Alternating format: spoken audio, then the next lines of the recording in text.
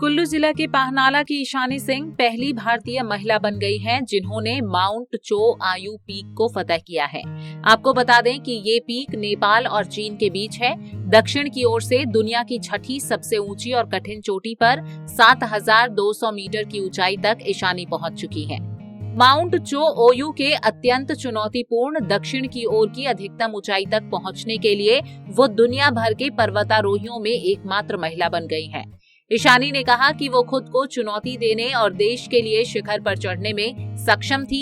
ईशानी ने अपने माता पिता, प्रशिक्षकों, आकाओं और विशेष रूप से अपने प्रायोजकों का आभार प्रकट किया, जिसके कारण ये अभियान संभव हो सका। उन्होंने कहा कि उनका उद्देश्य पर्वतारोहण को एक साहसिक कार्य के रूप में बढ़ावा देना है। माउंट चो ओयू दुनिया की 6th हाईएस्ट पीक है और नॉर्मली इसको नॉर्थ साइड से सबमिट किया जाता है, अटेम्प्ट किया जाता है बेसिकली। तो इसका रूट ज़्यादातर तिब्बत साइड से लिया जाता है। तो फर्स्ट टाइम ऐसा हुआ कि साउथ साइड जो है माउंट चो ओयू की, जो कि नेपाल में पड़ती है, वहाँ से फर्स्ट टाइम रूट या अटेम्प्ट हुआ और ये हमारा अटेम्प्ट सबमिट के लिए था बेसिकली। और इसको इसीलिए अटेम्प्ट नहीं किया जाता है साउथ साइड से क्योंकि ये रूट काफ़ी रिस्की है। जो दूसरा तिब्बत वाला साइड है वो काफ़ी कमर्शियल रूट है, वहाँ से ही नॉर्मली क्लाइंब किया जाता है। तो ये वाला अनक्लाइम्ड रूट था और हमारा प्रयास ये था कि हम इसको जो कि अनक्लाइम्ड साइड है उधर से क्लाइंब करें और एक वर्ल्ड रिकॉर्ड बनाएं। इसके लिए मैं 6 अक्टूबर को काठमांडू पहुंची थी और तब से लेकर 24 अक्टूबर तक मेरा पूरा जर्नी रहा। तो 6 से हमारा जर्नी स्टार्ट हो गया था। वहाँ से हमने ट्रैक किया till the base camp and then फिर बेस कैंप से हमारा एक्सपीडिशन स्टार्ट हुआ। तो ये इंडिया के लिए फ़र्स्ट अटेम्प्ट था क्योंकि मैं एक फ़र्स्ट इंडियन थी जिसने हिम्मत दिखाई साउथ साइड से अटेम्प्ट करने की। नॉर्मली लोग वहाँ से नहीं करते क्योंकि आप जब भी नए एरिया में जाते हैं या माउंटेन में स्पेशली जब आप नया रूट लेते हैं तो आपको उसका टेरेन का इतना आइडिया नहीं होता है, वो एवलांच प्रोन हो या कितना रिस्की है। और उस साइड से साउथ साइड से माउंट चो ओयू काफ़ी स्टीप है, तो वहाँ पे काफ़ी रिस्क फैक्टर्स थे। इसी के चलते जो क्लाइंबर्स है वो ज़्यादा उस साइड से ट्राई नहीं करते। बट मैं एक फ़र्स्ट इंडियन थी जिसने उस साइड से ट्राई किया और मैं जो रूट फिक्सिंग टीम थी उनको ही फॉलो करती जा रही थी ताकि मैं एक रिकॉर्ड बना लूँ। ये एक वर्ल्ड रिकॉर्ड होता क्योंकि उस साइड से अगर हमारा सबमिट हो जाता तो ये एक वर्ल्ड रिकॉर्ड होता क्योंकि वहाँ से कभी भी सबमिट नहीं हुआ है। बट वेदर कंडीशंस ऐसी रही कि हम आगे नहीं जा पाए।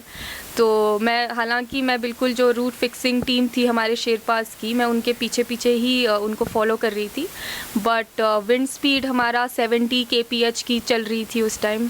और उसके बाद जो फोरकास्ट था, हमने ये भी सोचा कि हम वहाँ पे वेट करते हैं, फिर से हम समिट पुश के लिए जाएंगे या हम फिर से रूट ओपन करेंगे कैंप 3 से ऊपर।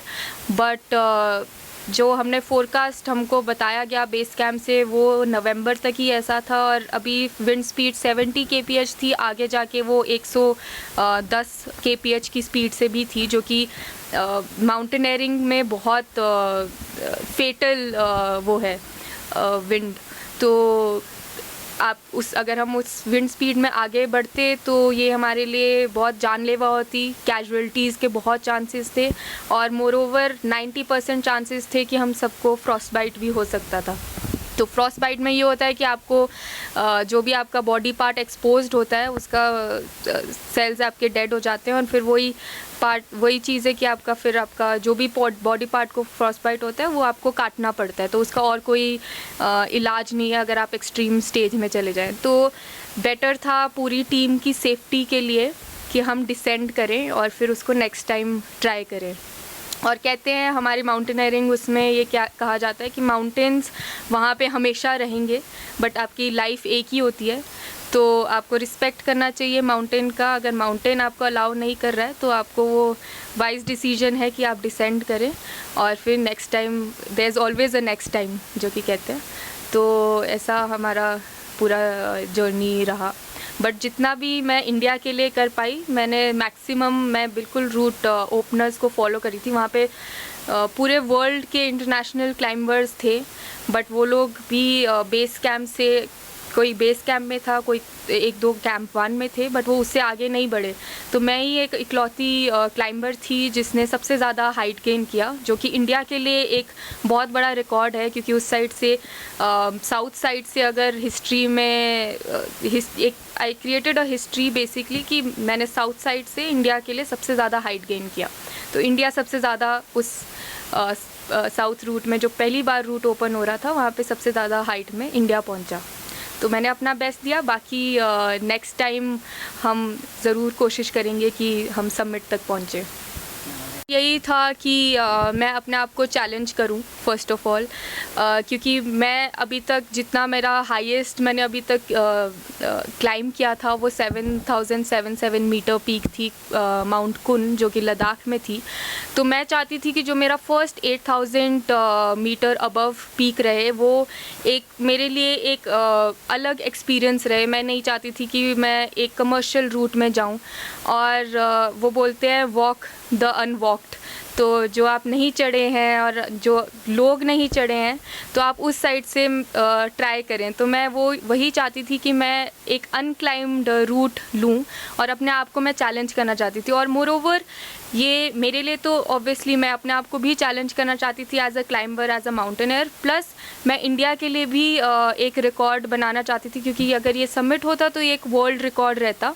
और इस रिकॉर्ड के चलते मैं बाकी जो यूथ है और बाकी जो माउंटेनर्स हैं, मैं उनको भी मोटिवेट करना चाहती थी, क्योंकि अगर आज मैंने हिम्मत दिखाई और मैं साउथ साइड, जो कि काफ़ी चैलेंजिंग और डिफ़िकल्ट साइड है माउंट चोओयू का, अगर मैं वहाँ से मैंने हिम्मत दिखा के उसको अटेम्प्ट करने में मैं फ़र्स्ट रही, तो उसको मैंने पहली बार अटेम्प्ट किया और इतना हाइट गेन किया, तो आई थिंक मैंने काफ़ी लोगों को भी मोटिवेट किया कि वो मेरे से आगे जाएं या नेक्स्ट टाइम समिट तक पहुंचे। बता दें कि ईशानी जम्बाल जिला कुल्लू की रहने वाली है और आज वे दुनिया के लिए प्रेरणा की स्रोत बन गई हैं।